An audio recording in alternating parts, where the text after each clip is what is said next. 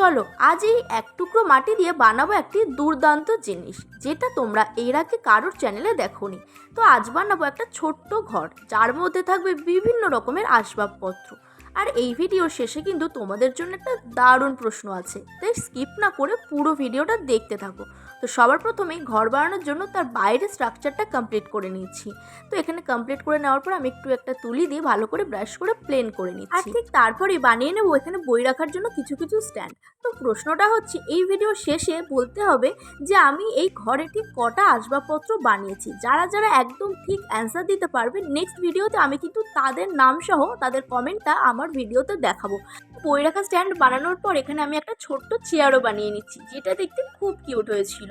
তো এরপরে এই চেয়ারটা কমপ্লিট করে আমি এখানে বানিয়ে নিচ্ছি একটি জানলা। জানলা ছাড়া তো একটি ঘর অসম্পূর্ণ। এখানে আরও অনেক কিছু বানানোর আছে, যেটা দেখাবো আমি নেক্সট পার্টে। ভিডিওটা ভালো লাগলে প্লিজ লাইক করে দাও। বাই।